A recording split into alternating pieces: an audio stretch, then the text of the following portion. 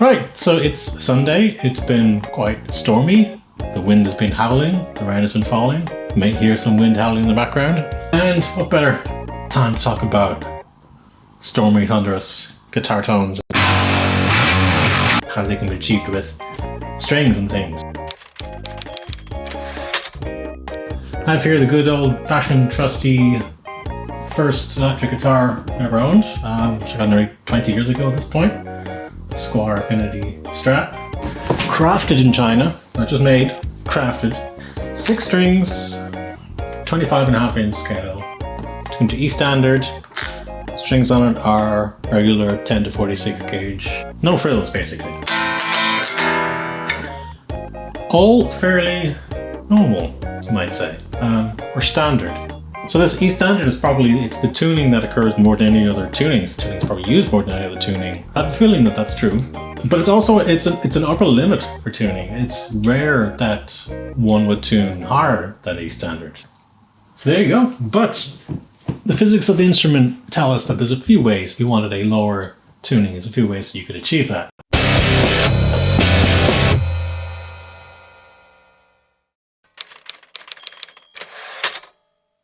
As tension increases, the frequency increases, and as tension decreases, the frequency decreases. As the strings get relatively heavier, the note goes down, the frequency goes down, and that's the mass of the string divided by the length of the string. And of course, as the length of the string gets smaller, the frequency goes up. And as the string gets longer, the frequency goes down. And that's really the mechanism for how we play the instrument. The length is determined by the instrument.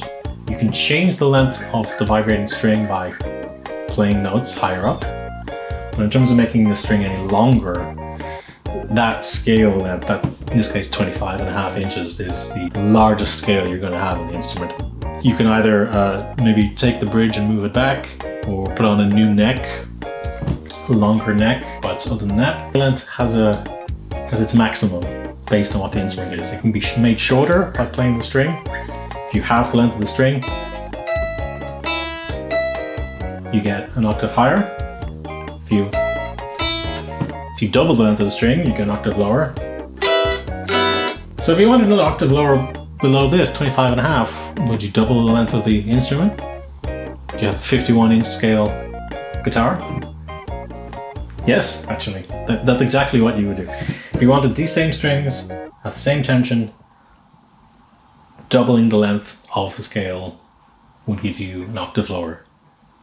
So this is the relationship between the length of the string and the frequency, and if you double the length, then the frequency is halved. But the real instruments we're going to look at aren't going to be twice the length, they're going to be some percentage increase. So we want to find out how much the frequency decreases by for some real scale lengths.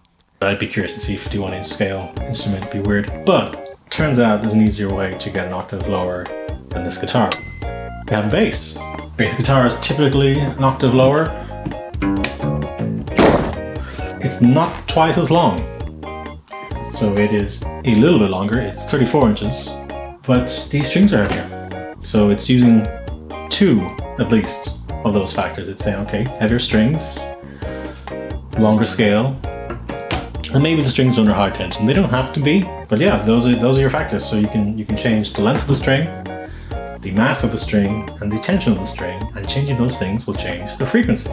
So in addition to length, we can also look at the relationships of tension and the mass. As tension is doubled, the frequency goes up by about 41%, which is square root of 2. And as the mass is doubled, the frequency goes down to a factor of 1 over root 2, which is about 70% of what it was. So when I say the frequency of the guitar and the frequency of the string, what I mean really is the tuning that you choose, the notes that the strings produce when they vibrate freely. And changing the frequency of them then is deciding, okay, what tuning do I want to play in? Do I want to play in E standard or lower than that? So if you want to go lower, what do? Can you take your normal scale guitar, put on heavier strings, reduce the tension, can't really change the length much. But yes, you can just get a guitar with a longer length. This is the BRS 277, so called because it's 27.7 inches long. So it's 2.2 inches longer than the Strat.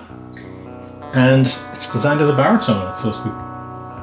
It's suggested that it be played around B standard.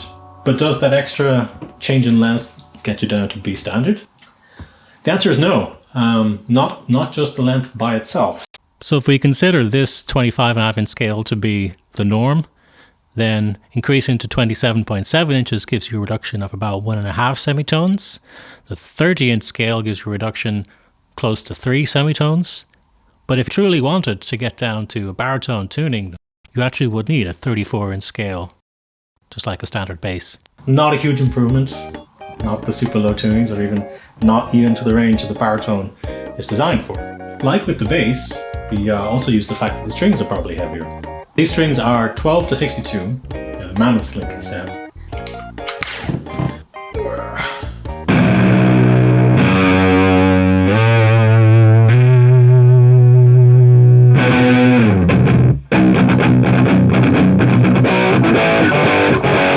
So in terms of baritones, we can go longer even again. This is a 30-inch Squire Delsmaster baritone.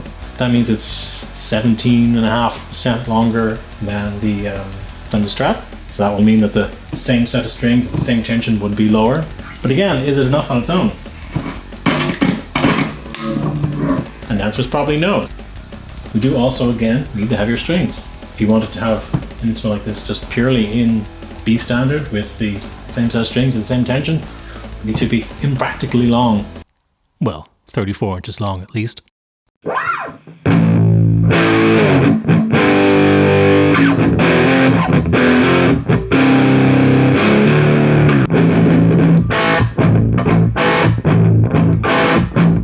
Right.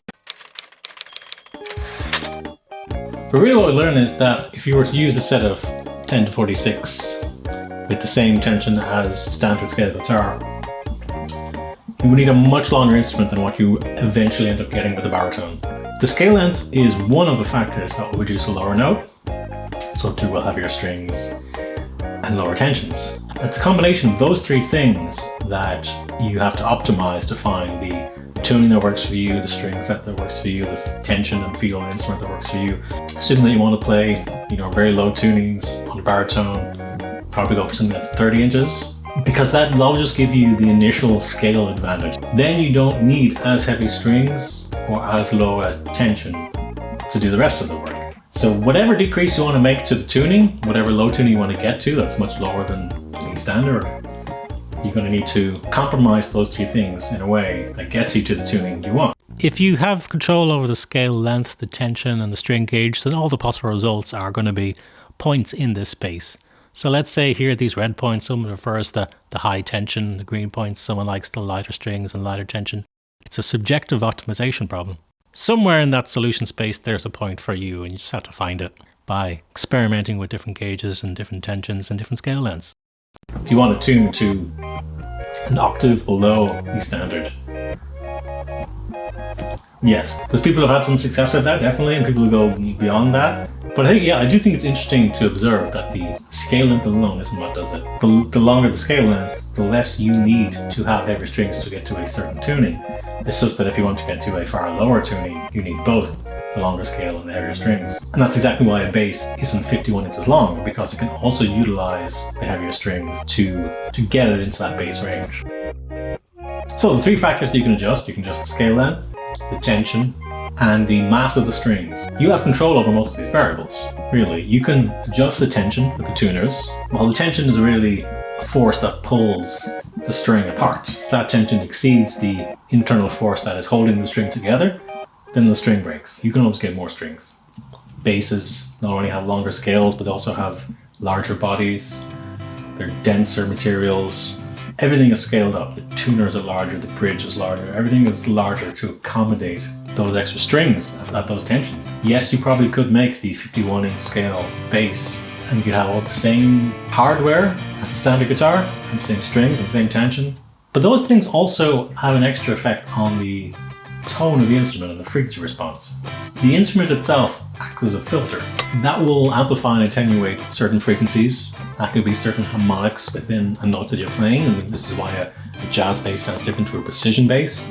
Shape of the body is different. That will accentuate some harmonics of the instrument compared to others. So having the larger body and the denser material, this can shift that filter down frequency. A good example of that is an amplifier. So if you had an amplifier with a small speaker and tried to play a very low note out of it, the speaker will struggle to do that. It has a reduced efficiency at lower notes. The body of the instrument can be considered something similar.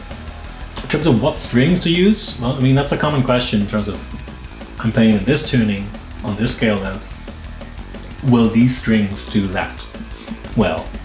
And again, that's this case where we have these variables to explore. We can adjust the tension, the length, the mass of the strings, and choose the tuning, it's the frequency, so these 4 variables. The scale length is the hardest one to change because you have to buy a new instrument or a new neck or make major modifications to the instrument. String tension is easy to change. You just turn the tuner, tension is changed. String size, you can buy a new set of strings. So most of these things are fairly easy to change. You just have to choose. So, I mean, as an overall summary, basses are not 51 inches long. What does it mean in terms of baritone? Well, it means that for a 30-inch scale, the scale length is getting you down a few semitones already. If the tuning that you want is sufficiently low, then you're going to need all the help you can get. And the scale length, you want those semitones that it can give you. And then you want strings for the rest of the work. And then you might be prepared to lower the tension to get the rest of the way there. That's the interesting thing about the baritone, really. It has a wide range, and the flexibility is what's fascinating about it. I find that flexibility can be a bit of a setback sometimes, because, I mean, I own 2 baritone guitars, and even then I'm changing them all the time to different tunings. It's an experience. Okay, so I mean, I hope you enjoyed this. I hope you got something out of it. I hope it was useful. I'd be particularly curious now to see someone maybe try a set of 10 to 46 on longer scale instruments and try and get to the same tension and see the effect of the scale length in isolation and what that does. And I think you'd be surprised at how you can't get much lower than the theoretical 3 semitones or so that this instrument will give you. Prove me wrong, I don't mind. Let's just consider it a scientific experiment. I should have worn my lab coat for this. Physicists tend not to have lab coats, actually, funnily enough. But I have a white shirt.